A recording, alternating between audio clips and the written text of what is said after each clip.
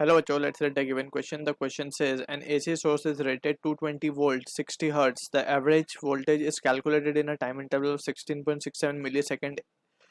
It option A must be 0, option 2 may be 0, option 3 is never 0, option 4 is triple one root 2 volt या V.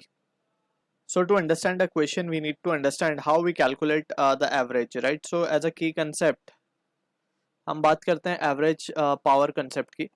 सो जब भी हम calculate करते हैं average को, so we can say let's say voltage का हम एवरेज निकाल रहे हैं, सो इट विल बी 0 से t, that is for a one complete time period अगर हम निकाल रहे हैं, so it will be 0 to t v dt upon integration of 0 से t dt. So this is how we calculate the value of average. ठीक है, अब इसी एवरेज को हम इस तरीके से भी लिखते हैं, area under V T curve होगा बेसिकली है,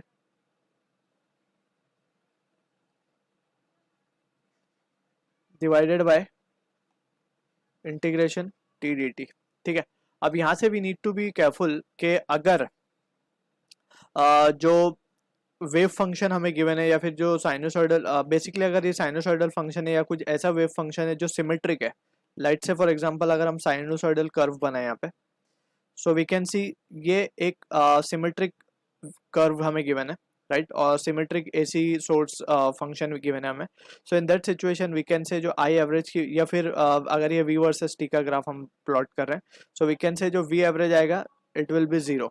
सो हमें ये याद रखना है कि 0 कब हो रहा है, for a complete cycle, full cycle के लिए 0 है, राइट. अब ये क्यों 0 है, बिकॉज ऑफ सिमेट्री. तो ये चीज हमें यहाँ पे ध्यान रखनी है, सिमेट्रिक, ये 0 होने के लिए कंडीशन ये है कि सिमेट्रिक होना चाहिए, symmetric and should be of same size and shape, should be of same size and shape. ठीक है, जब ये एवरेज वैल्यू इसकी हमेशा क्या आएगी, 0 आएगी. So this are few important point that we need to keep in mind.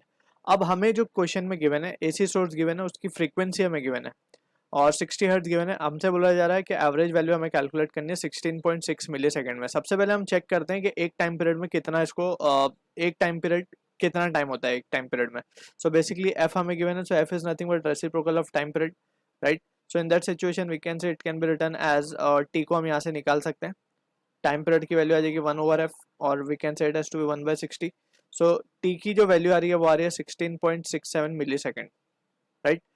अब हम यहाँ से देख सकते हैं क्योंकि ये टाइम पीरियड फ्रीक्वेंसी से मैच होता हुआ दिख रहा है, जो सॉरी जो टाइम पीरियड हमसे बोला गया जिसमें हमें कैलकुलेट करना है एवरेज वैल्यू, वो एक कंप्लीट टाइम पीरियड से मैच कर रहा है. दैट मीन्स ये जो वेव होगी it must be symmetric end of the same size, right. और ये एक सेकेंड में 60 बार चल रही होगी, right. So in that situation we can say कि जो वैल्यू आएगी वी एवरेज की, it will for a full cycle, we are talking for a full cycle means one complete time period, that will always be 0. तो it has to be 0 we can say, और we can just say must be 0.